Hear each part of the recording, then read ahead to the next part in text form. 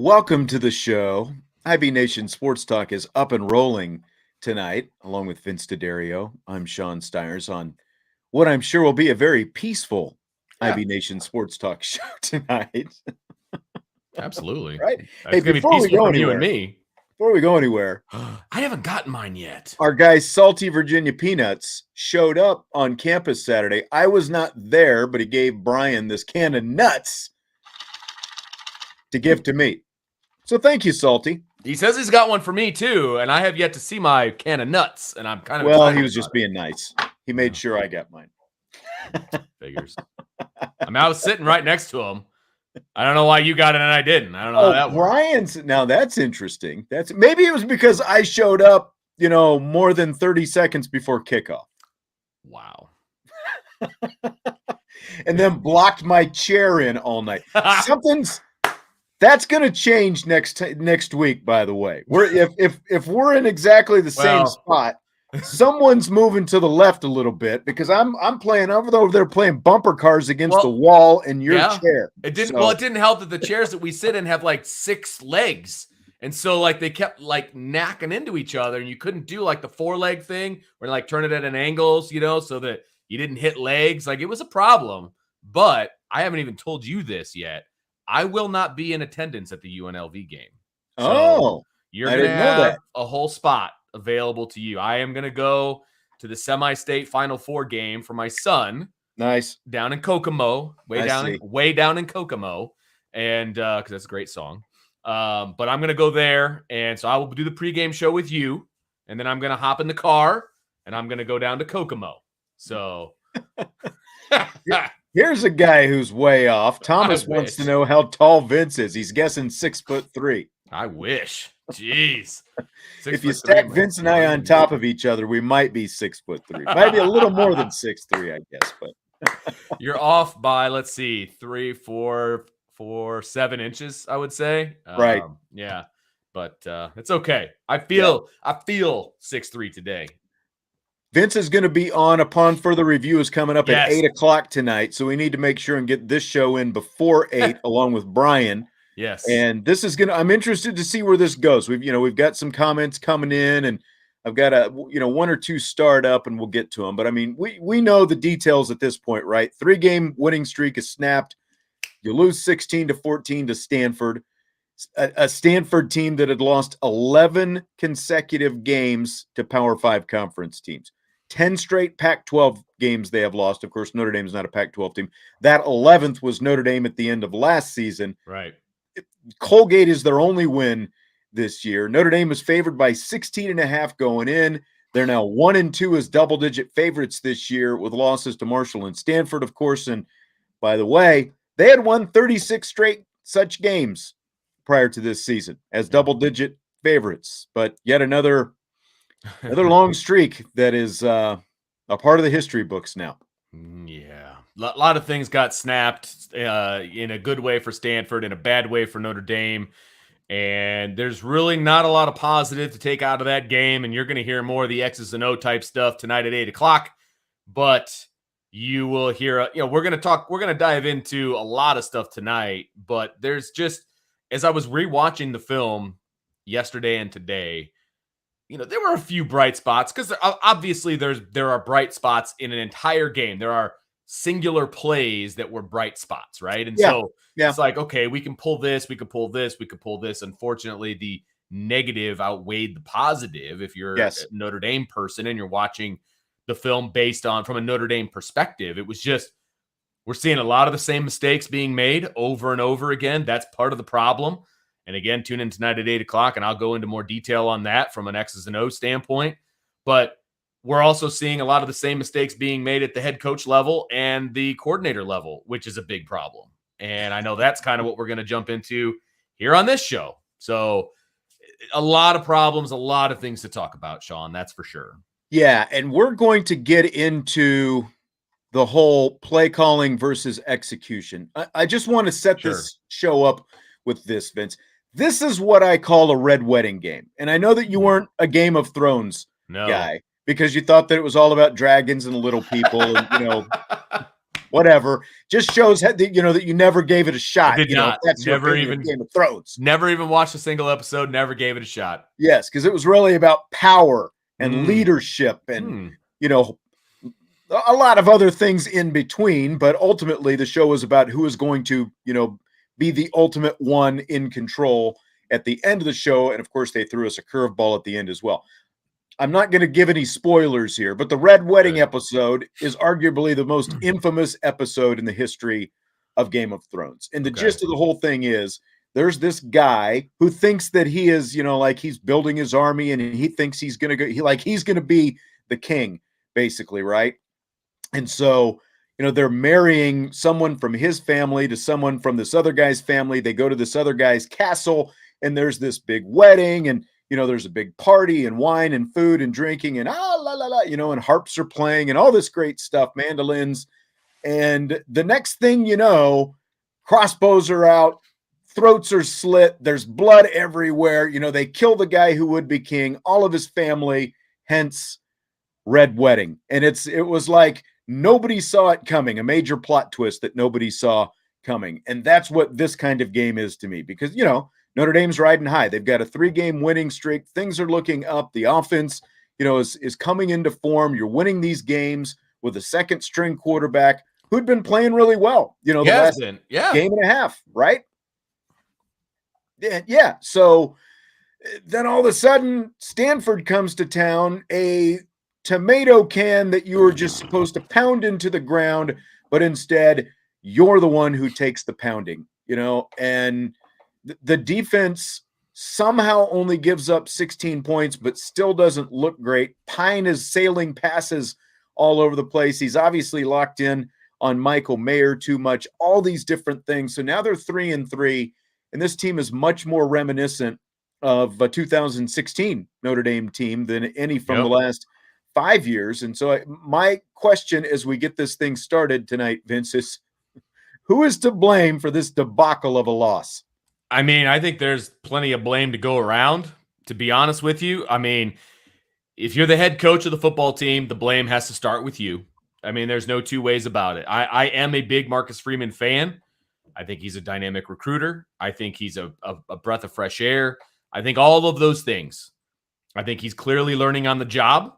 Right. And I didn't want to fully believe all of that, right? Well, he's never been head coach, that's going to matter kind of a thing. And it's clearly true because there were too many blank stares for me during that game. And I know we're going to get into demeanor on the sideline later, but so it has to start there, right? It also has to go to Tommy Rees, and everybody in the chat obviously agrees with me on that. Tommy Rees, yes, there's an overwhelming Tommy Rees sentiment. And I get it. He deserves a lot of it. Let me just say this as well, though. None of us are advocating for somebody getting fired right now. No, not at all. Because I think Tommy is a smart guy. Super smart. Maybe too smart for his own good. There it is. Times. To me, it's like, how is the offensive coordinator calling plays the last 2 games specifically? Because even against BYU when they won, there were points left on the field and just the plan of attack was odd at times. I agree. And it was even more odd because it was virtually the same game plan that they had BYU in the Stanford game. How is the guy calling plays for this team, the same guy who was calling plays in the Fiesta Bowl that everyone was like, oh my gosh, we've got to find some balance. Right. We've got to be able to close. It's like putting up all these points, throwing the ball all over the place. And this is the kind of offense that we see. Now, granted, you've got you had a veteran 5th-year quarterback versus you've got this guy starting his 4th career game third career game at this point. But no, it was 4th. But you know what I'm saying. How is this the same guy? That's my biggest question. How is it the same guy who's calling plays? Right. And I think we all know, and I know this for a fact, that he is wicked smart when it comes to X's and O's. He's wicked smart. There's no doubt about it. The problem is he doesn't, from my vantage point, he doesn't adapt his really smart X's and O's to the parts that he has, the parts that he is dealing with. And it has become a bit of an epidemic the last couple of games, whereas the first couple of games with Drew Pine, I thought the game plan was great, and he adapted who Drew Pine was, et cetera, et cetera. Right. I don't think he adapted very well to who Tyler Buckner was when he was in the game the first couple of games. I don't think he did. Agreed. And that was alarming to me. Because I think we both agree that Tyler Buckner could have been running the same offense that Drew Pine is running, but for some reason it was like a completely different kind of thing. Right. No, I could not agree more. And Brian mentioned this in the post-game show, and I think he's pretty right on. The run game plan for Stanford was identical to the run game plan of BYU. It wasn't really good against BYU, the game plan part. Now, they executed better against BYU, so it looked better. But the actual game plan itself, I don't think was all that good, because the defense for BYU is very similar to the defense for Stanford in that they don't go laterally very well. And so you need to stretch them out. You need to make them play sideline to sideline. And Notre Dame ran it between the tackles in both games. Like they're banging their head against the wall. Is big, slow guys. Yes. Right. And so if you're going up against a powerful defense like that, attack the perimeters, just like you were saying. Absolutely. If you have a smaller, quicker team, then you bang between the tackles. You take your strength right at them. Notre Dame literally did the opposite of what you should do, complete opposite, trying to run the ball against Stanford Saturday night. Terrible. I mean, and how you don't adjust to that at halftime is absolutely beyond me. You know, I don't even, let's pretend for a second that I don't have a problem with the end around call on the goal line. Okay. Well, we'll say that was a good call. Pretend you don't. We'll say that was a good call. Okay. Excuse me. Now, the execution was poor because Michael Mayer got beat across his face. Okay. That was terrible. You can't get beat across your face when you need to seal the edge, right? So he got beat across his face. He ends up throwing the guy to the ground. That stops Jaden Thomas in his tracks and forces him to cut up the field where there's 3 Stanford guys waiting for him. That's problem number 1. Right. Problem number 2 is you've got one of your slowest wide receivers running that play in the first place. Okay. So those are 2 offensive coordinator type problems, in my opinion, that prevented that play from being successful from the get-go. If I'm running that play, the only receiver I'm running it with is Braden Lindsey. Yes.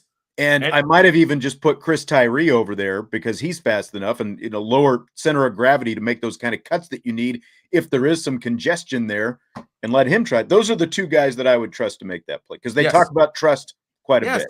Absolutely. Absolutely. Those 2 guys are fast enough to make that play work, right? That is a clear case, in my opinion, of Tommy Rees trying to outsmart everybody and trying to be the smartest guy in the room.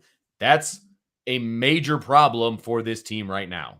It's a major problem. Well, and again, I keep coming back to this, like Sparks says, run the ball with 8 and 9 in the box. And that's what happens when they go with this heavy 12 and 13 personnel. And how much did we see that Saturday night? Again, if you're going to go 12 and 13 personnel, you're bringing another guy into the box, and you are also, again, then they're running the ball between the tackles with that. And again, you're going at the strength of their defense with extra men in the box when you're doing it. And that's the big problem. Somebody mentioned that the offensive line can't move people on short yardage situations. That's not true. They actually can do that. If they did 11 personnel, they would be fine. The problem is you've got 10 guys in the box. You got 5 offensive linemen. You've got an All-American tight end who doesn't block very well. Those are the guys you've got blocking. That doesn't work, right? That doesn't work. And so you can blame the offensive line, and that's okay. That's fine. But I blame the formation, and that when you go 13 personnel, that brings all the defense in there as well. Yes. Spread them out. Their mentality is still, and we hear Marcus Freeman talking about, we want to be an offensive, defensive line driven team. That's fine. But that doesn't mean you've got to go 12 personnel and basically, literally think you are Stanford from 6 years ago. Right. A team that, that was lining up Like what they were lining up 9 guys on the line of scrimmage, a quarterback and a running back, and literally just bullying people off the line. That's still not who Notre Dame is right now, but that's who Tommy Rees and Marcus Freeman seem to think they are. That's They who they insist. think. They insist Yes, almost to a they fault. Well, insist not they are. almost, to That's a right. fault. They insist it to a fault that that's who they are. This offensive line can be very, very good. They can be, but you have to use them the right way. Yes. They're not using them the right way. You're asking those 5 guys to block 8. That's just not humanly possible. Okay? Exactly. That's not going to work. Well, And 5, sometimes 7, obviously, when they're bringing extra tight ends in. But and still, again, 7 is still less than 8. And if there's a 9th guy in there sometimes too. and Michael Mayer is an All-American tight end, no doubt. He can't block. You need to keep him split out. And Putting him on the line is not working. like in the goal line thing against BYU last week when they got stuff, there were already 8 in the box, and then they motioned a receiver from right to left. He's in the backfield, so they literally brought another guy into the box. Yes. When they're trying to run against an already stacked box. Why? I would love to be in the same room as some of the coaches and just ask them why. Explain it to me. Right. Explain to me your thought process, and I'll just sit back and I will listen to the explanation, and then I get to talk. Yes. You know what I mean? And I would just love to have that opportunity. Obviously, that will never happen, but it's the fact that, and somebody mentioned it in the chat, so I'll bring it up. Vigo's very insistent about making sure that we know they scored 0 points in the first half. Anything. You're absolutely right. I mean, I don't know. Talking about the people in the chat, and that's okay. Fine. I was going to say because we're not spinning anything, and somebody there else is said, no spin. You're absolutely right, Vigo. There is no excuse, especially against that defense. They had 16 carries for I think 59 yards in the first half. Audric Estime had 2 carries in the first half. And again, like their whole philosophy was let's attack between the tackles. And Audric Estime only had 2 carries out of that whole thing while they're doing it. They're asking Chris Tyree to do that rather than Audric Estime. Diggs had a couple of decent runs, but then, that's it's not like who they are. Get outside, a little outside zone. Chris Tyree, get him outside. That's especially against Stanford. Right. You've got these different backs with different skill sets. Use them properly. Absolutely. It's one of the biggest issues. 100%. And somebody said, how come we're not blaming Marcus Freeman? Well, apparently you didn't listen to the beginning of the show because that's how we started. We're about to play a Marcus Freeman soundbite here too. So there's Marcus Freeman's got plenty of stuff coming up. Okay, fair enough. But the problem right now, and I said this in the post-game show, and I said it to you guys when we were at halftime and we were trying to figure out what the heck we just witnessed for 30 minutes of football. I saw a better prepared, better game plan from a high school team on Friday night than I did a Division I Notre Dame team on Saturday night. I mean, and it was night and day different. Yeah, it's night and day different. Not surprised. They look like a prepared football team. Notre Dame just looked like they were there for the show, which, by the way, the light show sucked, so they weren't even there for that. I told you I wasn't going to miss anything when I went to the bathroom. Didn't. Fourth quarter came. I'm like, I'm about to burst. I'm out of here. I was like, well, you're going to miss the light show. Yeah, you missed nothing. All right. So Marcus Freeman, after the game Saturday night, used the word execute 23 different times in his post-game press conference. In other words, Notre Dame didn't execute. It's all about execution versus play calling, preparation, those kind of things. And so we're going to get into that now because at the press conference today, Freeman was asked about his up and down Jekyll and Hyde offense. And he was asked if having basically a consistent base to the offense, like things you can fall back on, like not having a completely different looking offense from week to week, for example. Yeah. Like having a consistent base to the offense, would help this, how important that would be to being able to ultimately succeed offensively. And so now listen closely to what Marcus Freeman is about to say. Here we go. I don't know which one's good or bad, Jekyll or Hyde, but I want to be the one that's good.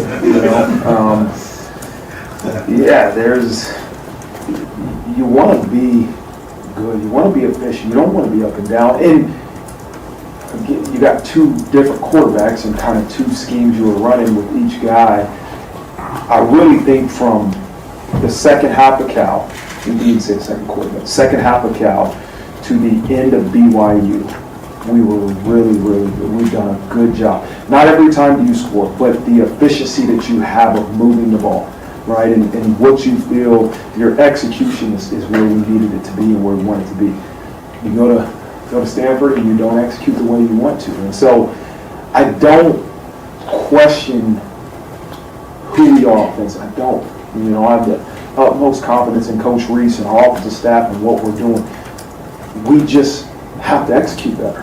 And I know that you guys get tired of me saying that, but you go back and you say, okay, there's the game plan. You really look at North Carolina and BYU. The game plan wasn't that much different. We still had similar philosophies of what we wanted to do, but the execution was better. It was. And why? What we got to look at is why was it better in BYU? Why was it better in North Carolina? And why wasn't it efficient versus Stanford? And that's, to me, the challenge of saying it's not the play calls, it's not what we're doing, it's why we're not executing what we have to do to fix it.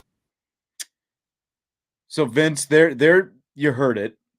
He doesn't question who they are offensively. The game plan was not that different. We just executed it differently. Well, here's the thing.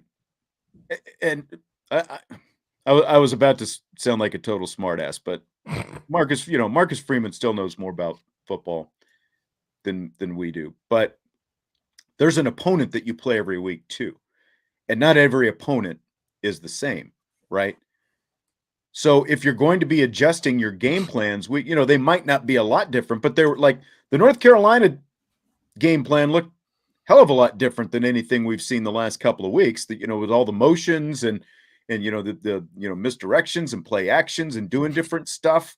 We haven't seen that the last couple of weeks. And again, the game plan that they had Saturday night was the issue. It wasn't about the execution of it. It was because you had a bad game plan and you attacked a team in the wrong way. I think it seems like everyone else can see that, but they're at the very least putting up, the shield, whether they really believe it or not, and protecting either themselves or, he's protecting Tommy Reese or whatever it happens to be. But it was to me, it was a flawed game plan, and that supersedes the execution. Now, there were execution, like if Drew Pine completes maybe 3 other passes, like the Braden Lindsey pass in the end zone, just an easy pitch and catch to a wide open little short post, and a couple others, you hit those, okay, then you can say, yeah, well, we executed enough and whatever. But again, 16 carries for 59 yards in the first half against a team giving up 207 a game. It was not about execution. It was about your plan of attack against that specific opponent. And look, did the players play a perfect game? No, they didn't, right? And I'm only going to say this one time, okay? I agree with Marcus Freeman that they did not execute very well. I agree with that. And that's true. They did not execute very well. Because again, there were execution errors. Absolutely, there were execution. There were execution errors, and this isn't directed towards you. You know that. No, I know. They did not execute well, and if they did execute the game plan that was placed in front of them, they win that game against Stanford. There is a bigger issue though, and Marcus Freeman said it himself. They're the same game plan for North Carolina, BYU, and Stanford. Why? Why do you have the same game plan for all 3 of those games?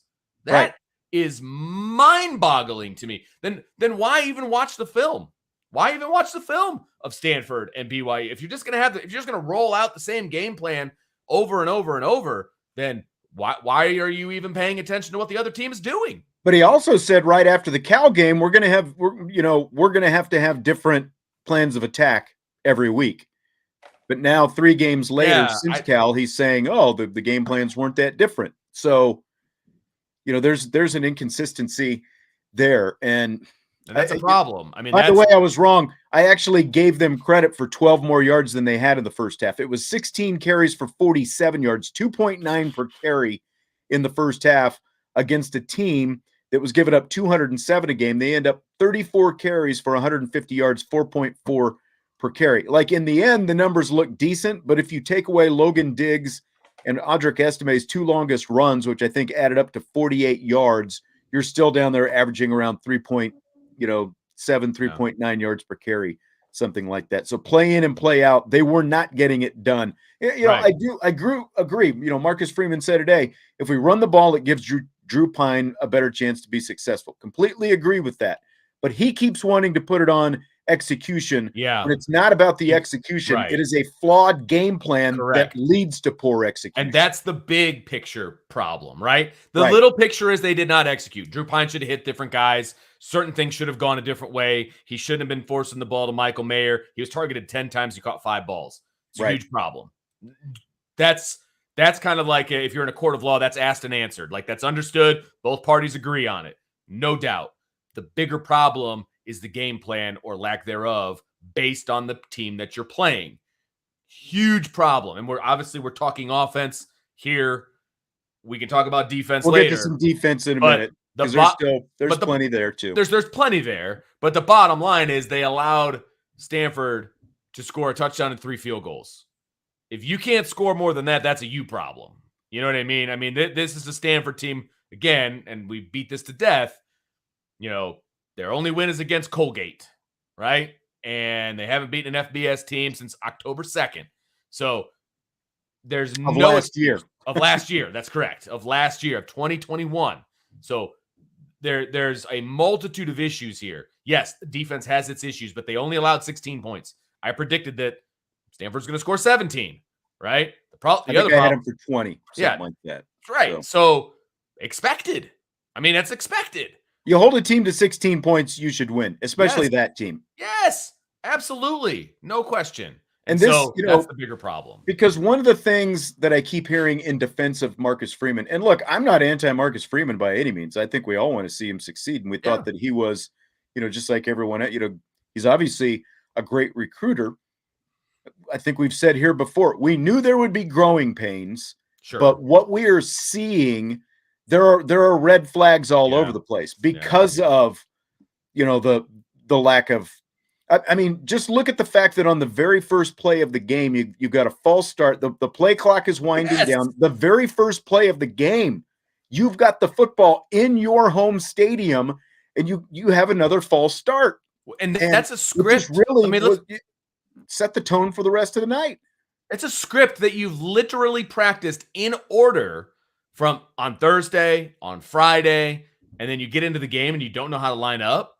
Like I don't even understand how that's possible, if I'm being honest. I mean, I've been an offensive coordinator before. I've had a script. We go through the script. At the very least, we just go through it on Thursday. Those first 10 plays, barring something crazy like you get the ball on the 5-yard line or, going in, something like that, right? They know the script. They know what you're going to do. I don't understand how you delay a game on the first play of the game. Especially at home. Yes. That just makes that, again, that's a coaching problem. That's not an execution problem. That's a coaching problem. That's right. And it's a lack of preparation of some kind or another. And it's obviously a lack of just basic lack of focus and concentration. But this was brought up at the press conference today too. We haven't seen this. The better opponents they have played on the road, they've played better on the road against better opponents than they have against 3 inferior opponents at home this season. They've lost 2 out of 3 to unranked teams at home. And by the way, I may have said it at the top of the show, Marshall has lost 3 of their 4 games since beating Notre Dame. And again, like we've beaten up the Stanford part of this, the fact that they had lost 11 consecutive games against Power 5 teams. That's who they've lost to. Yes. So there was some kind of back and forth in the chat earlier, and I saw someone, say, Karen, and I thought he was calling someone a Karen, right? Well, it turns out her name is actually Karen. So thanks for the comment, Karen. But she says, has anyone considered there's a culture change underway and there's going to be some adjusting? The game was painful to watch, but a 2-point loss to not good team should be wake-up call enough. The wake-up call should have been against Marshall. I mean, Right. that's when the wake up That's call right. should have been. And I agree. Look, I agree We with shouldn't Karen. need a wake up. Yeah. We Yes. should need another wake up call. Look, I agree with Karen. She's absolutely right. There is a culture change underway. No doubt about it. Anybody that says Marcus Freeman is the same person as Brian Kelly is crazy. I mean, they're not the same person. And it's one of the reasons that everybody was so excited that Marcus Freeman got hired in the first place. Right. Okay. So there is absolutely a culture change to the way they do things from a day-to-day basis. All of it is a change. And I agree with Sean saying that there was going to be some growing pains. What I did not anticipate is that those growing pains were going to equal losses. I thought we would be able to pick apart, game plans and play execution and all of these things after wins, because Notre Dame's roster is significantly better than all of the teams that they have played except Ohio State. Okay? They should have beaten all of those teams just based on the roster alone. And that's it. You literally, and we were joking, not joking, when we were asked the keys last week. What are the keys? And, we said, show up. And I said, well, I remember kind of backed off that a little bit. It was a joke, but at the same time, you have more talent than Stanford. There is no doubting that. Like, Notre Dame has at least a half a dozen guys who are going to play in the NFL, and Stanford has maybe a couple. I don't know, maybe a couple of those linemen, and the quarterback probably will. You know what I'm saying? There is more talent from top to bottom, and so it comes down to more than just execution, because with the talent you have on the roster. Because the other thing that I see, there is a culture change. But like I keep seeing a lot of this, people wanting to go back to, well, Dabo didn't win right away. Nick Saban didn't win right away at Alabama. And, they rattle off all the, Lou didn't have a good record in his first year. There's a huge difference. Yes. Because no one is bringing up the Ryan Days and the Lincoln Rileys. That's who the comparison is with Marcus Freeman. Because Marcus Freeman, most coaches, when a coaching change is made, you're coming into a bad situation. That's why the coaching change is made. So in that case, there's more than just a culture change. There is culture change, but there's also roster overhaul, all these different things, a brand new system, all these different things that come into play, coaches and, taking time, getting used to all this different stuff. But you also haven't been winning. There is a good roster here. I don't want to hear about there's no talent on this roster, because there's a lot of talent on the, like I said, there are a lot of guys who are going to play in the NFL on this roster right now on both sides of the football. Absolutely. And no doubt. Marcus Freeman inherited a program that had double-digit wins in each of the last 5 seasons and been to the college football playoff twice in that stretch and just missed the playoffs 2 other times in that stretch. So this was not a roster overhaul situation. He came into a good situation, which is why we thought that, well, he lacks experience, but, all this other consistency, the Bayless and the Tommy Reese, and, that was supposed to be a plus. Sure. All these different things. It's an apples to oranges when you're talking about Marcus Freeman compared to coaches like Saban and Dabo and whoever else that you want to mention. And I saw, Harbaugh up at Michigan. Well, it took him a couple years to get it going. This thing was already going. This was never a rebuild. This was never a rebuild. I know. I agree with that completely. It was not a rebuild. That's why we had the expectations that we did. I mean, maybe we were naive to think that it would be as easy as we anticipated that it would be. And completely were naive about that. I'll take the blame for that. That's fine. I'll take the blame for that. I felt like they would be able to kind of pick up where they left off, beating the teams that they're supposed to beat and then being competitive in games that they were not competitive in the past, right? And I do feel like eventually that will be the case. But changes, I don't want to say changes have to be made, because, again, I'm not going to advocate that anybody gets fired. But changes in mentality need to take place. I got a story for you, Sean. Okay. So one of the SROs. With Uncle Vince. I'm ready. That's right, baby. So one of the SROs at my school, that's the school resource officer, right? Okay. He came into my office today, and we're talking about Notre Dame. And he, of course, is like all the other police officers around here. He works the game, to make extra money, et cetera, et cetera. Sure. And his job was to escort the visiting team from the stadium to the airport. and the plane Okay. was late, so they were hanging out at the stadium. Okay. Some of the Stanford players wanted to get their picture taken with Touchdown Jesus, right? Totally respectful, great. They had never been to Notre Dame before. They were kind of documenting it, whatever. They just had a big win. I don't blame them, right? Well, so he's taking their picture for him and he's doing whatever. The bunch of Notre Dame players walk out. And he didn't tell me who they were, but a bunch of Notre Dame players walked out of the locker room laughing, joking, giggling. He's like, as soon as I saw it, because he's a fan, he's a Notre Dame fan. He's like, as soon as I saw that, man, he goes, I was ticked. He's like, they should have been livid. They should not be joking and laughing and having a good time after you just got your butt handed to you by all of the above for Stanford, right? Everything we just talked about. You should not be in a good mood after that. He's like, I'm done. He goes, I'm done. If they can't take it seriously, then why should I? And I have to say, I can't say that I blame him. No, and I mean, I guess the other side of that argument is like, we've both seen Fever Pitch. Remember when they, they're at the restaurant and they see the players out and it's like, I think Johnny Damon and Jason Varitek and, like they're, it's the same thing. They had just lost a playoff game and they're out in a restaurant laughing and they're like, well, there's always a different mentality when it comes to the fans. But, I would say you wouldn't think after losing that kind of game as a group of players, you'd be joking about whatever. At least wait till you get home.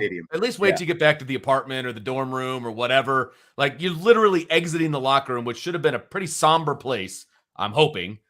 And, that's your attitude. And A. Murphy makes a good point, and I don't want to get rid of I just want to address Jonathan Kashmarek here real quick first. He said he's absolutely calling for Tommy Rees to be fired. And a lot of people obviously are. That's not happening, though. No, I don't know how quote unquote protected Tommy Rees is, but they're not going to fire the offensive coordinator mid-season. I don't see that happening. Especially the manner in which Tommy Rees was retained during the coaching change and all of that. It's not going to happen. Everybody needs to be resigned to that fact that it's not going to happen, whether you think you want it to happen or not. It's not going to happen. But somebody said that that's today's athlete, and there is truth to that. I see it when I was coaching high school ball. We lost a tough game and they're joking around on the bus ride home and I just wanted to punch children, but obviously I can't do that. I mean, I'm right there. But you know what I mean? Like Palmer Arias told me before that, the players are never going to care as much as the coaches for one, because the coaches rely on it literally for their livelihood. True. No doubt. Yeah. No doubt. But yeah, it's one of the reasons I stopped coaching football is because I wanted it more than the players did. You know what I mean? And it was messing with my head. No, I hear you. I'm completely in that boat. And you want the player, you want the players to at least, especially after a loss like that, or especially at the end of the season and guys who are done playing, you want them to feel something, right? And the fact that many of them don't, and they're just like, move on. It eats at you and it drives you nuts, definitely, as a coach. And I think it does a lot of fans, obviously, as well, because a lot of fans invest a lot into what these guys are doing on Saturdays. No doubt. So Nick says he's got a super chat. We can't keep protecting Rees. He's been our offensive coordinator for 3 years and our quarterback coach for 6, just not working out. Has it been that long? Has it been 6 seasons? That's what I was thinking, the same thing. Has it been 6? It hasn't been 6 yet, has it? I don't think it's been 6, but Nick may be right. I don't have it in front of me. Time flies. No, I don't think it's been 6 because I thought he was the QB coach for 2 years before he was made the OC. Yeah. So I feel like it's 1 year off, but either way, it's a long time. Your point is well taken, Nick. Okay, your point is well taken. Right. Matthew, another super chat on execution. Deeper cultural issues afoot with this team. They looked comatose and intellectually constipated from snap one at Notre Dame Stadium again. And I agree. They look like a team that was going through the motions a lot of the night. Saturday night. That was part of the problem. Very head scratching. That was part of the problem. And Drew Pine looked like he was lost. And it wasn't like Stanford seemed to be doing anything particularly complex, right? To confuse him. But, he, maybe lost is the wrong word, but he definitely seemed like a beat behind where he probably usually, because he seems like he's making the obviously even against BYU, it worked when he was forcing the ball to Michael Mayer. Well, Stanford had better coverage against Michael Mayer, and Drew Pine still kept trying to force him the ball. sometimes at the sake of other open receivers, or at least guys with one-on-one situations. And that was the problem that we talked about last week, right? You can't keep force-feeding Michael Mayer, and we were also making fun of BYU for not having a Michael Mayer plan. Right. We were.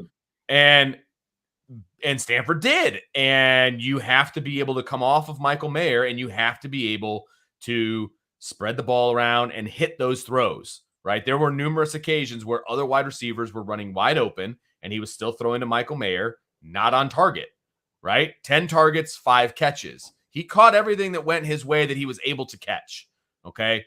That's a massive problem. And then when he did come off of him and throw to other guys, he overthrew Tobias on a touchdown. He overthrew Lindsey on what would have been a touchdown, right? I mean, huge problem. That's a huge problem. And that the inaccuracy is, it's what I was worried about with Drew Pine to begin with when he first got the job. And he was proving me wrong. He was proving me wrong because he was super accurate. He was doing all these things, but it was a red flag that he was forcing it into Michael Mayer. We talked about it all week, and it became a massive problem in this game.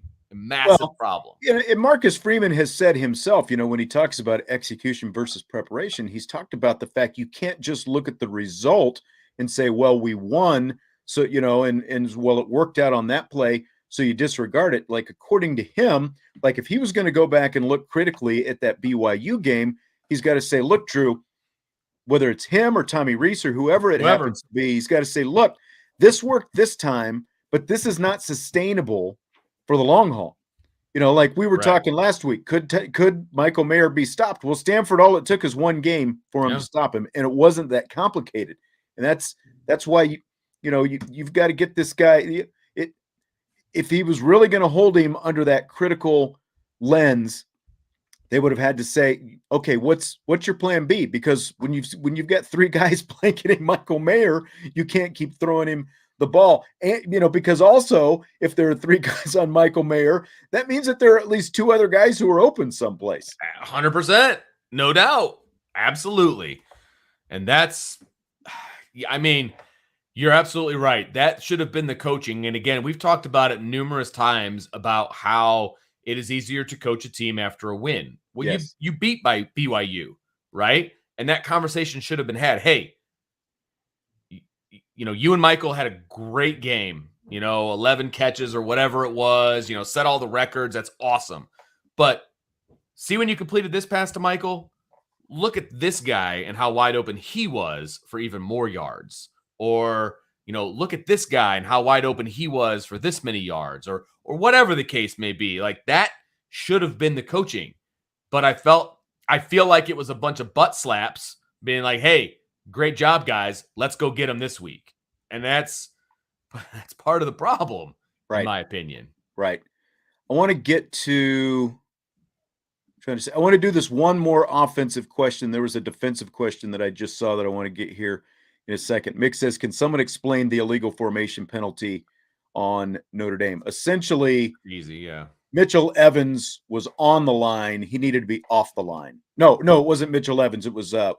It was Tyree. Tyree's the one that messed up because it was Mitchell Evans was off.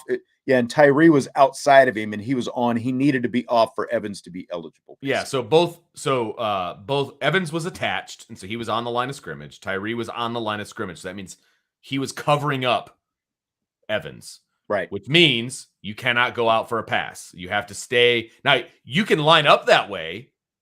That's fine. There's a local team around here named Mishawaka that does that, did that all the time. Right. They would put both guys on the line of scrimmage, and but they're not going to throw to him. Smart defenses were like, that guy's not eligible. We're not going to cover him. They only cover the guys that are actually eligible, right? Well, Evans was not eligible because he was attached. Michael Mayer was behind him on the wing. That's why I know Evans was correct, right? Because he was on the line of scrimmage, attached to the tackle, and Michael Mayer was in a wing position. So I know those 2 guys were right. That means Chris Tyree was wrong. He's supposed to be off the line of scrimmage, and then it would have been fine. Would have been fine, and they would have scored a touchdown there, right? Because both Evans and Tyree were supposed to clear out, and then they threw it to Michael Mayer underneath. It was actually a really well-designed play, but Chris Tyree lined up wrong. Is that a execution problem, or is that a coaching problem? Right. I could make an argument for both. It's a preparation problem. That's coaching. Because you're going to do what you've practiced doing, right? That's coaching to me. Yeah. If the guys aren't lining up and that's right, what I mean. That's what I mean by preparation. Yeah. Like the coaches are responsible for the preparation. Yeah. Then they can't be trusted, right? I mean, Right. But anyway, yeah. Using coach speak. So Ronald wants to know, do you think that some of the mistakes they're making on defense might be the fact that they've had 3 different defensive coordinators in 3 years? Curious to see what you think about this, Vince.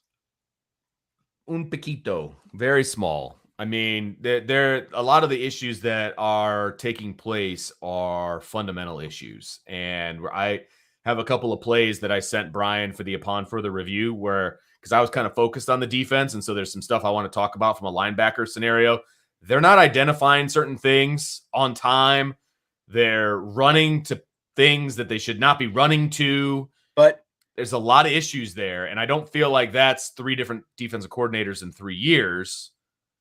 I don't know what it is, but I don't think it's necessarily that. I think the only connection I would make to that is I do think that Clark Lee's system was more simple than the system that they were running now. There was less thinking involved and just the ability, more ability to play. I think that they're, especially with the linebackers, having an NFL guy as their defensive coordinator and position coach, I think that it just seems like there's a lot more on their plate than the last couple of years. I would agree with that. And it just feels like they're making silly mistakes. Well, and like the 3rd and 4 early in the game the other night, JD Bertrand is the only linebacker playing inside. It's 3rd and 4 for Stanford. And so JD Bertrand goes on this blitz that doesn't really go anywhere. He just goes to his left and like runs into somebody and just kind of stops. Well, in the meantime, Stanford just runs an easy slant because there's there's just a wide open space there in the middle.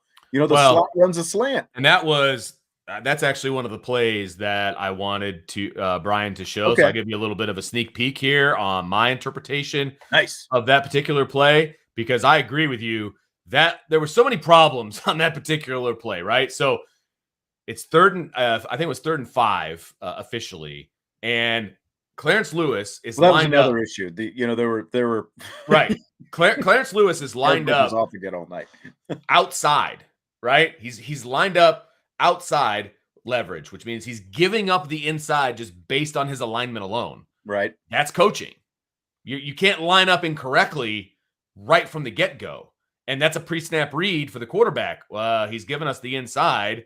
And on that side, the linebacker was Maris Leofau. He's up on the line of scrimmage.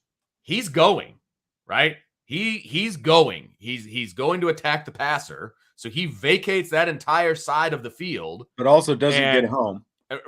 Exactly. In part because it's a slant, I guess. And Notre Dame didn't get home a lot, but that's a different conversation. 1 sack, 3 JD Bertrand is the linebacker. He fires late based on something that he saw. And I don't know what it was because there was no play action. It was a straight drop back and throw for the slant. But he, like you said, he vacates. And so there is literally no second level whatsoever. Now, I don't think JD could stop that because he was the left side linebacker and Maris was the right side linebacker. But from a play design and a play lining up standpoint, they were screwed from the get-go. And all Stanford had to do was throw a simple slant. And what does Stanford do best on offense? Throw the ball. Yeah. They had a veteran quarterback who, by the way, is married, which I didn't even realize until I was watching the copy back. Huh. So he's old enough to be married, and you've got 3 wide receivers who are all veterans. That's the easiest pitch and catch that they had all day. And it was for an easy first down. So many different things you could have done better. Just an inside leverage by the corner, and that makes that more of a complicated throw. Right. And they didn't even do it. I just mind-boggling on some of this stuff. I agree. Another super chat from Tyler. Missed tackling in open space. Couldn't stop Stanford on 3rd down. Yep. And that's what's weird about the fact that they only gave up 16 points, because it seemed like Stanford averaged what did it end up being? 2.9 yards per carry. It seemed like it was a lot more than that. It seemed like that they were more effective, because it's just they converted so many third downs, and there was just never a feeling like Notre Dame's defense was really in control all night, Right. to me anyway. Yeah, nope, I agree. And it is shocking to me. I mean, it was kind of a typical bend don't break, to throw out, terms that people like to use, right? Because they gave up a touchdown on the first drive, and then they adjusted and they gave up 3 field goals. And they were decently, I mean, it was 2 43-yarders, and I forget what the third one was. The only reason I remember they were 43 because that was his jersey number. Yeah, that's right. But it was 2 43-yarders and then something else. So you gave up 3 field goals. Okay. Give up 3 field goals. I mean, I don't necessarily have an issue from a scoring standpoint with the defense. There's a lot of other issues I have with the defense. But from a scoring standpoint, if you can't score more than 16 points as an offense, you're in huge trouble anyway. Because again, 2 of your 3 lowest scoring games are at home against Marshall and Stanford. Stanford was giving up 32 points a game coming in, and Notre you Dame didn't even scored get half of that. 14 points. Yeah. And one was a bomb. Right. Right? I mean, who had never caught a ball before. Right. That's not even a drive. I mean, it was a bomb. That was not even a drive. Now, they should have gone back to that, and they didn't. Yeah, but that's the other thing, is they didn't even go. I don't even think that he played after that. I think Brian said he had like 2 other snaps, but they're both run plays. Okay. So basically, no. I mean, he wasn't in on a pass play, I don't think. And that's a huge problem. Yeah. He was wide open on the 2 times that he was targeted. He was wide open. But again, was there some execution? Yes. Most of the execution, like if you're really going to fault, probably goes to Drew Pine, overthrowing Braden Lindsey in the end zone. A little bit more touch, a little more air under that first ball to Tobias Merriweather, and it's a touchdown. Now, they did end up scoring a touchdown after that anyway, but still, it's most of the execution did seem to fall on the quarterback, but that's going to happen when you only complete 48% of your passes. You go in completing 72%. You were saying this earlier, and I agree. That was my biggest issue. Was this going to be, because he had a 50% completion percentage coming into this season in the limited time that he had played last year. Yeah. Was he going to turn the ball over too much? Sure. Was he going to be a low completion percentage guy? But he came in and he lit it up right away. And if he makes a few of those throws, at least that line and the scoreboard looked different the other night. But just to me, again, it's still the bigger picture operation of the offense. We got another super chat. Freeman's comments of needing to work on getting this program where we want it to be. We were almost exactly where we wanted to be. We need to take the next step forward instead of backwards. Can't disagree with that. I mean, from where they were, if they just stayed where they were, team's 5-1. Yeah. They're 5-1 right now. If they just stayed where they were. And we were talking about, Marcus Freeman could be the guy to make him take the next step and all these different things. Well, they definitely took a step backwards for a multitude of reasons, apparently. But if they would have just stayed where they were, that's not exactly where you wanted to be. He did use the word almost. So I think it's a he. I'm extrapolating. I don't know. But absolutely correct. Almost exactly where they wanted to be. And they have regressed big time. Big time. Yeah. I had something I was going to say, but I'm sure I'll get to it later. Milton Fan 15. Vince, do the caveman voice for Tommy Reese play calling. This is an easy one. But we're going to just run it up the middle. It just makes so much sense. We'll just run it between the tackles. We're so much better than they are. We run it right between the tackles. It'll be great. Oh, goodness. I need to block some spam porn. I did, but it didn't really take. Yeah, let's see. Say it, Sean. What do I say? Okay.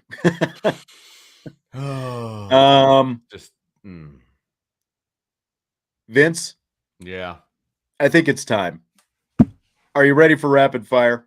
Yeah, I may have put the Marcus Freeman one too far down on the list of the demeanor on the sideline, but okay. Because everybody's talking about that, but I'm going to hold off. But Interesting. I am excited to talk about these. That's for sure. We're going a little bit different route with our rapid fire tonight. One, it is all Notre Dame related and predominantly related to the game Saturday night.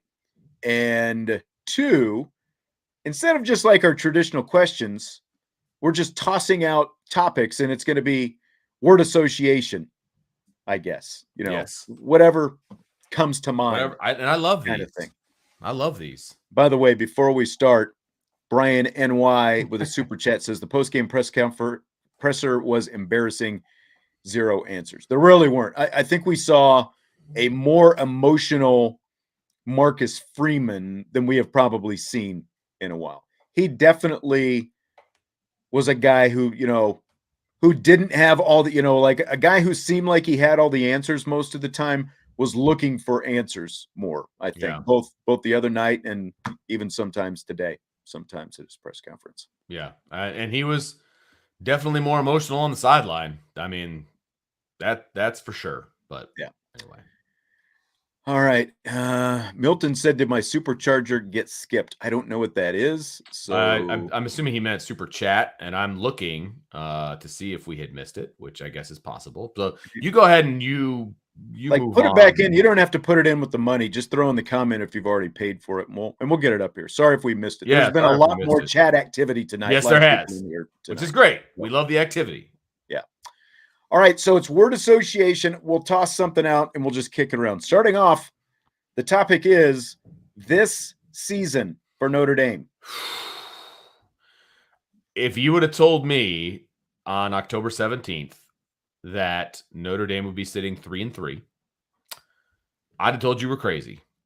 With the schedule that they had, the opponents that they had at home, the opponents that they've had on the road, I'd have told you that you were nuts. I would have said, okay, I'll give you Ohio State as a loss. Show me 2 other losses. And I would have fought you tooth and nail for any of the other 5 teams that they played that Notre Dame would lose to. I'd have fought you tooth and nail. And obviously I would have been wrong. And that is this season has been a huge disappointment. It has been a huge disappointment. I have never been this wrong about a season as a whole than I have been about this team this year. Yeah. And I'll be the first one to admit it. And we've seen flashes of what I thought they could be. And even after Tyler Buckner went down, I still thought that they could win a bunch of games.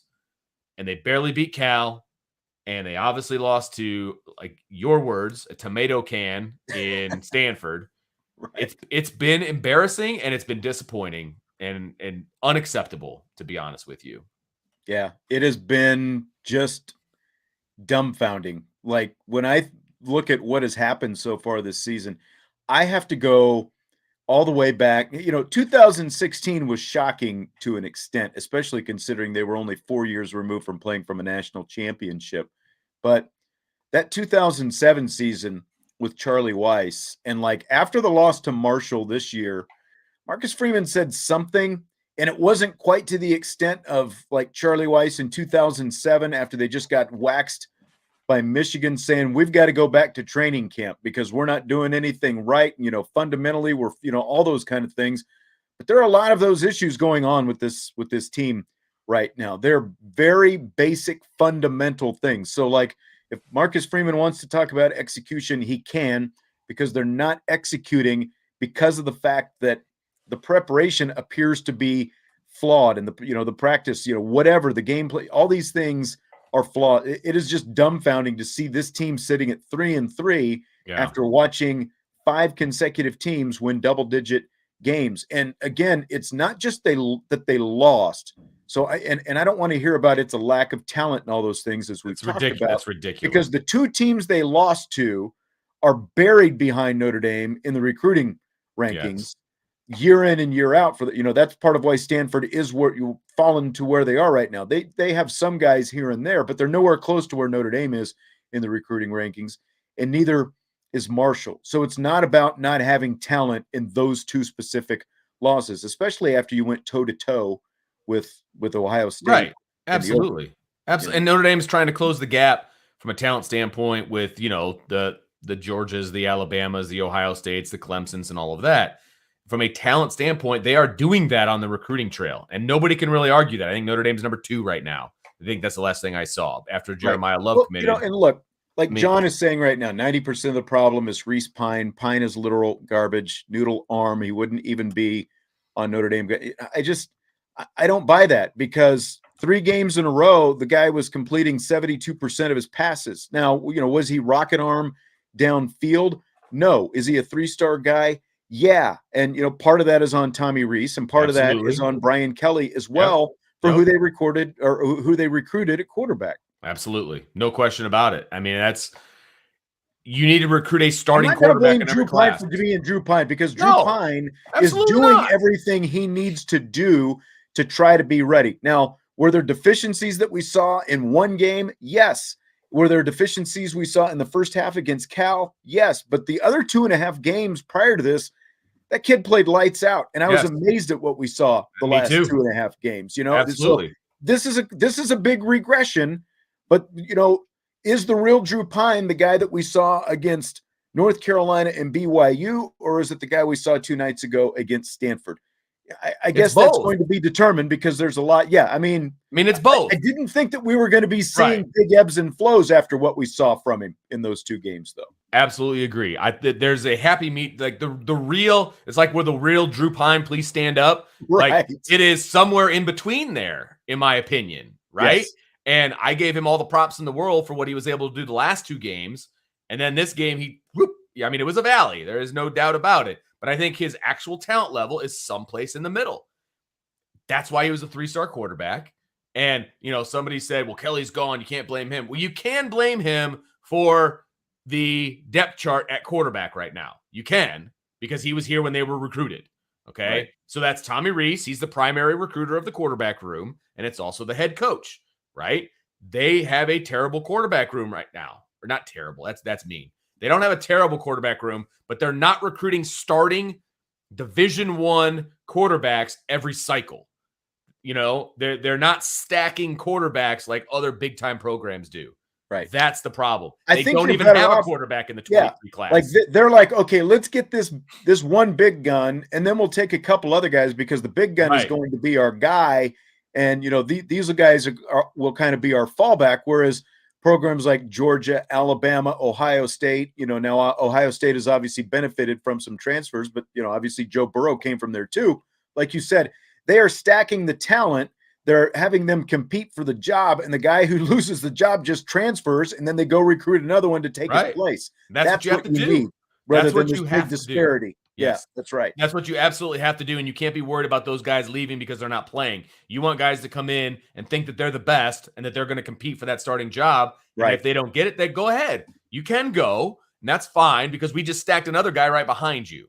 Like that's what the quarterback room needs to look like at a place like Notre Dame. And right now, Tommy Rees has been bad about stacking quarterbacks. And say what you want about, I can't remember what recruiting class, Phil was in. And then you had Ian Book. I mean, Ian Book was a 3-star recruit, right? Drew Pine was a 3-star recruit. I think Tyler Buckner, if he played his senior year, would have been a 5-star recruit. But then you've got this going, right? And now you have a 0-star recruit in the 23 class. Yes. Huge problem.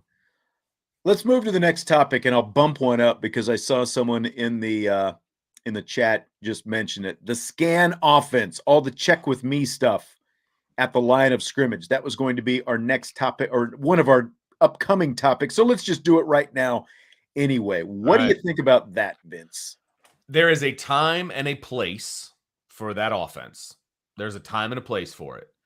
And 4 games into your tenure as a starting quarterback is not the place for it.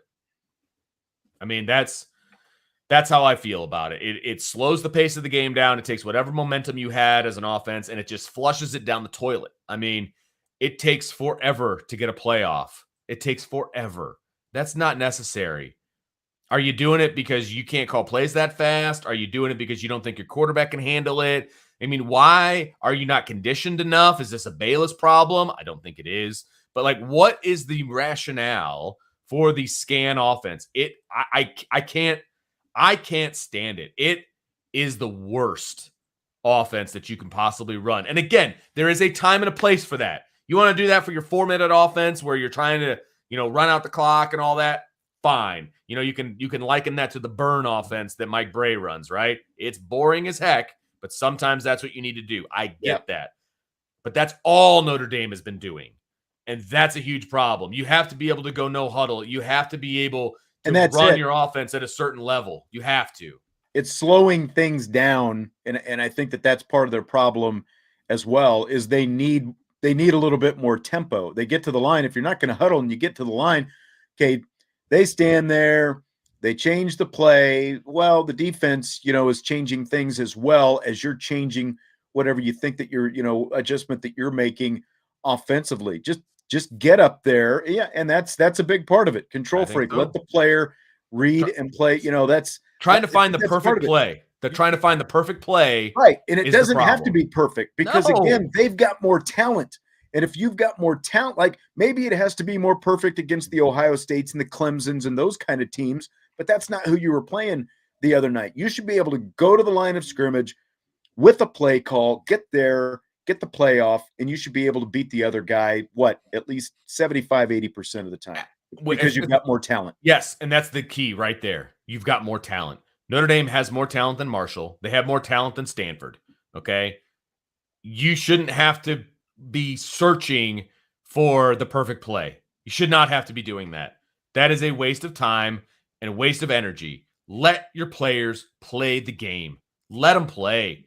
Run some zone read to the outside. How about that? Or zone to the outside. Get your speed on the outside. Stanford is big in the middle. They're big. No doubt about it. Went right at their strength. And you went right at it. Why? Why would you do that? That just makes zero sense to me. That's why I want to just sit in the back of the room during the offensive play calling meeting. I'm going to tell you what, Drew Chupp, I'm sure you're a nice guy, but don't come in here talking about offenses that actually work and think that you're going to, cheer anybody up, okay? Because I'm fully aware that there are a million other offenses in this country that look a heck of a lot better than what we see on Saturday. I said it last week. It's depressing to sit here with these night games and watch some of these other games during the day and go, wow, look at that offense. Look at Kansas has a much more creative offense. And Notre Dame has more talent. Right now. And Notre Dame has more talent than Kansas. Yes, much more talent than what they have. No, I mean, that was a rebuild. That was a rebuild. Yes. And they're running a much more imaginative offense in year 2 than what Tommy Rees is running in his 3rd year as the offensive coordinator. Absolutely. And if Tommy Rees doesn't think that they have the talent, then Tommy Rees needs to go someplace else where he thinks the talent is. Maybe that's the NFL. Maybe that's someplace else. But if you can't look at this roster and see that you have talent, that's a major, major problem. It's a major problem for me. I don't know what else to say. And the fact that Mike Golick Jr. is echoing that on Twitter, that Notre Dame doesn't have the roster, it's BS. It's mind-blowing to me. Have you seen what the 3 running backs did the last 3 games? Right. You're telling me there's nothing there? There's no Did you talent watch there? Lorenzo's again, I said this earlier. It's the same offensive coordinator that called plays in the Fiesta Bowl when Lorenzo Styles went nuts, when Chris Tyree went nuts as a receiver, with all that, with Jack Cohn setting, all these offensive passing records and everything else. That's the exact same offensive coordinator and a lot of the same guys who are still on this roster. Could the wide receiving room be in better shape? Sure. Yes. But don't tell me that Lorenzo Styles, Braden Lindsey, Tobias Merriweather, you obviously have Michael Mayer, Chris Tyree, Audric Estime, Logan Diggs. That's a ton of talent right there. Don't tell me there's no talent on this roster. Don't tell me. I don't want to hear it. Because you make yourself look like a fool if that's what you're saying. That is correct. And the only thing I can extrapolate from that comment from Mike Golick Jr. is that he was teammates with Tommy Rees, and they talk about it. And Tommy's probably like, man, I just wish we had more talent. You know what I mean? And that's me extrapolating. I don't know that that's actually happening, but why is that comment even coming about? There is talent on this team, and people can bitch and moan about the wide receiver room all they want, and that's fine. You can do that, but there's talent there, and it's not being utilized. Let's go to this, because Tobias Merriweather is the next topic, and we saw what Tobias Merriweather could do. If it's really about talent and not the offensive coordinator, how the hell did it take until game 6 to figure out that guy can run a post and win and should have had again another touchdown. He had his guy beat twice. How did it take 6 games to figure out that all you have to do is tell him to run a route and he can run it and the quarterback can get him the ball if it's not the offensive coordinator? I mean, I don't even know what to say, because running a post, now he ran a very good post. He stemmed inside, bit outside, and then went inside for the. It was a really well run. It was beautiful. There were multiple double moves on that post too, and he still barely broke stride and still had that guy beaten downfield by a long shot. It was a very well run route, and I want to say that your boy Red said on the broadcast that it was a veteran route. It was the most veteran route that he has seen all season from a true freshman that you refuse to play. There's not a whole lot else to say, man. Like, we've been begging for Tommy Rees to put him in the game. We've been begging for it, and we're not the only outlet. Obviously, all the fans were wanting it as well. Okay, they finally do it, and he scores a touchdown. Yes. He should have had a touchdown on his first one. He should have had a touchdown on his second one, and he did. But what are we doing here? What are we doing? Said it all along. They were making, just like what we were talking about with all the scan. They're making it more complicated than it needs to be. It doesn't have to be that hard. Now, I'm not saying you can do this with every receiver, but with a freshman who everyone concedes does not know the whole offense, but a freshman who has that kind of skill set, all you've got to do is pick a handful of plays, just like they did the other night. And just like Marcus Freeman said afterwards when I asked him about it, those plays were designed specifically to get him the ball. And he was open both times, and that's what they did. It is something they could have been doing all season to this point. No doubt about it. And it's embarrassing, and it's hilarious to me that the first time he was in the game that he got targeted, it should have been a touchdown, and the second one was. Yeah. I just he's got a freak skill set, and he's got to be on the field every game. And again, he doesn't have to be out there to run, motion and block and do all this stuff, but he needs to be on the field so that when opposing defenses see number 15, they know they've got to cheat a safety to that side. And what happens if they cheat a safety to that side? It opens things up on the other side of the field for someone else, for a guy with the speed like Chris Tyree, or the obvious abilities of a Michael Mayer or Lorenzo Styles or whoever it happens to be. Don't tell me this team doesn't have talent. And I ran through the skill guys a second ago. I didn't even mention the offensive line. At least three of your offensive linemen are going to play in the NFL. At least 3 guys on that offensive line are going to play in the NFL, and probably at least 2 of your young tight ends are going to play in the NFL as well. But people keep trying to say this is a talent issue. That's BS. Right. And just name them off.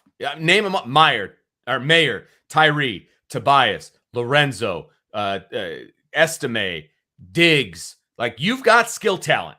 Don't tell me you don't have skill talent. Okay. I'm sorry. Completely agree. Drunk Beagle says a lot of crazy stuff sometimes, but you're right on the money on this one. Okay. And you've been right on the money with a lot of stuff that you've said today, but can't double them all unless you want to commit a defensive tackle to one of them. Right. I think that Mayer, Tyree, or Tobias could beat a defensive tackle or even a defensive end, so. Right. So the problem is it's so obvious that it's disheartening. Yeah. So I'll leave it at that. Right. Next topic tonight. Okay. Marcus Freeman's sideline demeanor. This is the part, and I do want to push back on everybody that was unhappy with his demeanor, or like he wasn't fired up enough, or he was too fired up, or whatever everybody else was saying. My issue with his demeanor on the sideline is that when Notre Dame is on offense, he looks as surprised as you and I do at what is taking place. Every time they panned over to him when Notre Dame was on offense, he looked like he was seeing it all for the first time, like he was surprised at what he was seeing and disappointed, obviously, in what he was seeing. Maybe I'm reading too much into it, but it feels like to me there's 2 things at play here. You've got the head coach who obviously has his hands in the defense and, whatever, and the offense is left to their own devices. And Tommy Rees is the head coach of the offense. And Marcus Freeman is, like I said, he looks just as surprised as you and I do as we're watching the offense. That's what he looks like. And maybe I'm reading too much into it, but that seems like a problem to me. Yeah, see, I'd like to know the real story about I would who's too. deciding what behind the scenes, because as I've said multiple times just on this show, the same guy who called the plays in the Fiesta Bowl is the same guy calling plays right now. Right. And by and large, with the exception of maybe, again, the game, things seem to change a little bit in the Cal game and then the North Carolina game. With the exception of those games, things opened up a little bit differently in those games. But we've seen a much more ground and pound type approach these last few games. And again, especially Saturday night, again, misplaced ground and pound against Stanford Saturday night. And they seem to me, like I remember Marty Schottenheimer, that, that was his thing, man, back Cleveland Browns, and he took it to Kansas City, and he wanted to ride that ground game and just grind you into the game with that ground game and play tough physical defense. And I'm all for tough physical defense and all that stuff, but it's not 1985, but it's just like Marty was a defensive minded coach as well. That's and like most of these defensive minded coaches, that seems to be more along the lines of what they go to. And like, it's almost like Marcus feels like maybe he's trying to protect the defense, with this kind of gameplay, so again, like, while he's not the one necessarily drawing up the entire game plan, and he's obviously not the one calling the plays, it definitely seems like he has some influence over the, the kind of game plan that he wants put together on Saturday. Big picture. Here's what I'll say, and I need people to not freak out when I say this, okay? I am not comparing Marcus Freeman to Nick Saban, okay? My comparison is that they were both defensive-minded coaches, okay? Nick Saban was on the defensive side of the ball. He still coaches the corners, right? He's a defensive-minded head coach. He had success with the ground and pound and play action, right? Right. For a long time. And that's what he wanted to run. Yeah. Now, the difference, and Marcus Freeman is a first-year head coach. He hasn't had a chance to make this change, right? The difference is Nick Saban saw the landscape of college football changing, and he went out and got experienced offensive coordinator and just gave him the offense and told him, we need to be up-tempo, throwing the ball, like change us for the better so that we keep up with the trends of college football. But he also started recruiting a different kind of quarterback. Like he was getting much better quarterbacks than what he had. The quarterbacks he had were very Ian Bookish, Drew Pine-ish, those kind of game manager type guys, right? And then he went out and got those dynamic Tyler Buckner type guy. And I'm not comparing. People need to not lose their minds here. I'm just talking about skill set, okay? Different kinds, and he had coordinators that could call games for those guys. Just saying. I get where Marcus Freeman's coming from, but he also has to have the wherewithal to understand what works and what doesn't work in this age of college football. Yeah. We Are Not Marshall says Reese called a great first half of the Fiesta. That's it. I mean, that's fair too. But, again, different team. They had no running game last year. They didn't have any running game that they could fall back on. But, and I said coming out of that game, and I said after Ohio State and as well, that like the counterpunch, that's still the big thing. And that's kind of a continuing thing. Their ability to adjust as they get, because like what was, did they really make any big picture adjustments, or did they just, hit a few more, like you said, they hit a 41-yard pass play that covered up a lot of boogers, from the rest of the night. And let's also be honest, Jack Cohn is a much more accurate passer than Drew Pine is. Yeah. No matter what his stats were for the past 2 weeks, and again, I gave him all the credit in the world for that. Again, Drunk Vigo is right on the money. Cohn is a completely different quarterback than Drew Pine. It just is. And if Jack Cohn was playing behind this offensive line, But part of that is experience too. Part of that is absolutely. You are absolutely correct. You were dealing with a guy who's a 3-year starter. Yeah. Drew Pine's a 4-game starter. That's a big difference too. Right. So and I saw somebody said that, that Reese made Cohn a completely different quarterback. You're right. But again, now remember, they went into last season with a, disillusion as to what the offensive line was, and they were calling the wrong kind of game for an immobile quarterback, and it took them a while to make that adjustment. They obviously don't have that issue with Pine because he can run a little bit, but I just, again, where's the counterpunch? Where's the big adjustment? I thought North Carolina was kind of it. I'm like, do you agree with what Marcus Freeman says, that the North Carolina game, the BYU game, this game, that there's really not that much difference in what they're doing? From a run game standpoint, there's not. Pass game, maybe. Run game, there's not, and that's the problem, though. You can run into the teeth of some of those defenses. You can't run into the teeth of the Stanford. You got to run outside, and they're not doing that. And that really, they didn't do that against Stanford. So that was a problem to me. Right. All right. I think we'll wrap it up with this one tonight. All right. Last topic for tonight: the overturned fumble. I think either you or Brian said it in real time, right? When we were watching the game. Obviously, it was the wrong call. I think we can all be on board with the fact that that was the wrong call. Okay. It should not have come down to that call. The game should not have come down to that call. That should have been the difference between Notre Dame scoring 49 and 42. Well, and let's clarify everything. The game should not have been, officiating shouldn't have been a factor. Agreed. There were bad calls. There were some really bad calls, like the hold on Michael Mayer. That was a terrible call. That's right. That was a terrible call. Jonathan Gabrick, I think it is, says the ref shouldn't be the reason you lose. And I completely agree with that. No question about it. I'm talking about specifically it goes to instant replay and the decision of the instant replay booth to overturn. Is that it is clear evidence that the call on the field was wrong. That's the problem with this particular. So in a vacuum, if we're talking about this one play, right? The ruling on the field was that it was a fumble.